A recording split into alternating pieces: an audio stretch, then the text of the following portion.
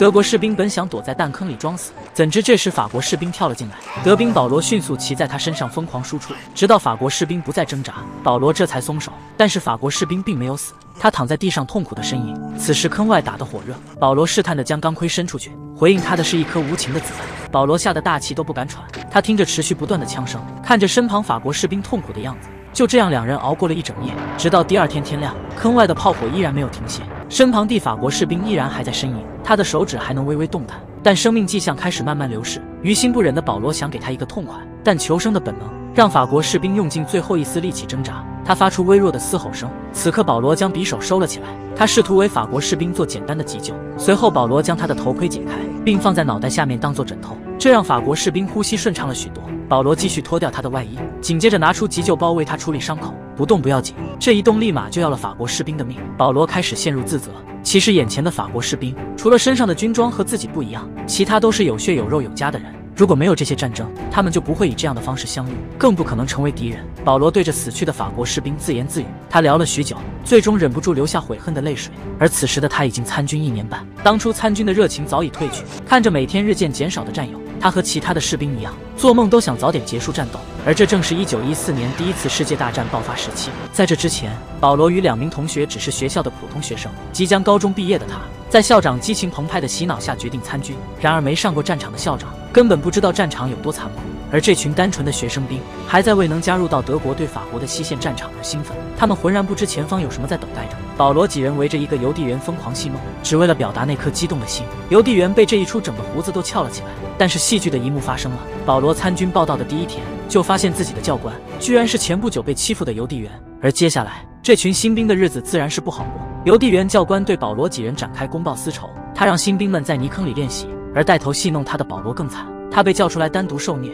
甚至半夜将保罗强行叫起，让他在楼梯间跑上跑下。这样夜以继日的折磨让新兵担子熬到了集训结束的那天，他们终于找到机会，准备给这个教官一点颜色看看。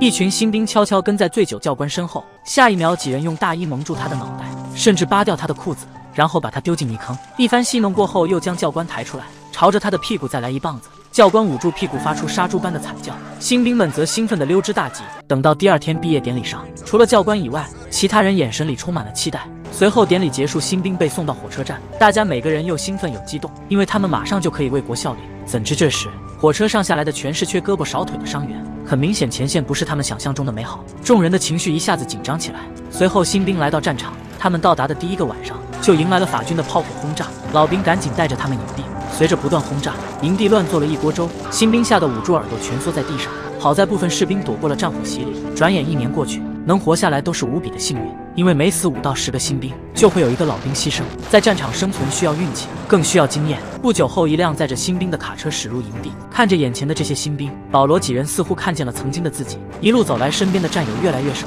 战场上每天都有人倒下，士兵们不禁开始思考这场战斗的意义，还有这场战争还有多久才能结束。保罗看着这群新兵，突然发现了一个熟悉的面孔，这些新兵的排长正是他们曾经的那个邮递员教官。原来他因为训练不当被遣送到了西线。邮递员想对保罗等人大呼小叫，但此时的他不再像曾经那样稚嫩。战场上的炮火没能留给他们叙旧的时间，新的战斗再次打响。法国士兵率先向德国防线发起冲击，德国士兵架起机枪，对着冲来的法军不断扫射。没有遮蔽物的法军一排一排的倒下，但即便如此，还是有不少法军突破防线来到德军战壕。德军拼命抵抗着他们的进攻，很快德军开始组织冲锋。可没想到保罗在换子弹时看见了几名贪生怕死的士兵，他们正躲在子弹打不到的地方装死。邮递员也在其中，脾气上来的保罗朝着他又打又骂，直到被路过的长官发现，保罗这才起身离开。这场战斗德军取得重大胜利，甚至连希特勒都亲自到前线阅兵，并且为表现好的士兵颁发10字勋章。然而那个贪生怕死的邮递员居然也得到了1枚。回到宿舍后，士兵们开始表达心中的不满，其中一名士兵老卢告诉他们，那种东西只有虚荣的人才在乎，我们只要活着已经胜过一切。这天老卢带着伙计在周围闲逛，当看到海报上风情万种的女人时，不禁感慨，他们已经来到战场1年多，已经要忘记这世上还有女人的存在。不过很快几人的福利就来了，3个法国姑娘走向正在搓澡的德兵，这让1年半没见过女人的士兵异常兴奋。几人压制不住体内的邪火，疯狂对着姑娘们打招呼，可姑娘们只笑他们像个傻子。就在3人要离开时，士兵突然拿出香肠面包显摆，务实的姑娘们立刻停下脚步，她们两眼放光地看着食物，并热情表示请几人晚上带着食物来家做客。4人开心地欢呼起来。可现在有一个严峻的问题，女孩只有3个，而他们却有4个，属实不太好分。于是其中3人联手，将另一个比较老实的人灌醉，趁着黄昏带上食物偷偷过河，直奔女孩家。3人将放满面包和香肠的靴子摆上桌，姑娘们见到食物顾不上形象地啃起来，而一旁3个小伙显得有些拘谨。随后3男3女在这间屋里，他们彼此温暖，没有国界，没有战争，只有年轻人互相的爱慕。然而短暂的平静过后，战争的号角再一次吹响，就连被俘的法国士兵也难逃厄运。这时满载德军的卡车被炮弹轰中，车上的人死伤惨重，保罗和一名战友被弹片击中，紧接着便送往后方医院接受治疗。医院里，保罗发现还活着的战友竟然被医生推走，甚至连衣服都会全部拿走。一旁的战友告诉保罗，那人是被推去小黑屋，对于医生无法救助的人，只能让他们自生自灭。还好保罗伤势并不严重，经过了一段时间的休养，痊愈后的保罗被批准回家探亲。可他不知道的是，母亲得了癌症，现在就等着见他最后一面。母亲尽量让自己看起来更精神一点，保罗也不想让母亲担心。他告诉母亲自己在前线过得很好，战场上其实并没有想象中那么可怕。等安顿好母亲的后事，保罗又来到了学校。他看到校长依然在鼓励学生们参军，保罗心中的厌恶之情再也压不住，朝校长吼道：“他们还只是孩子！”校长丝毫不为所动，反而认为保罗是一个逃兵。等探望时间结束，保罗再次回到了残忍的前线。由于精神和肉体的双重摧残，再加上德国高层之间的矛盾激化，战场上的士兵厌战情绪直线上升。但战场上的炮火依旧没有停，一发炮弹砸在了保罗的面前，老队长瞬间被炸倒在地。此时战地离医院还有很长一段路程，无奈的保罗扛起老队长往前走。当保罗精疲力尽到达医院时，老队长已经不知不觉地离开了。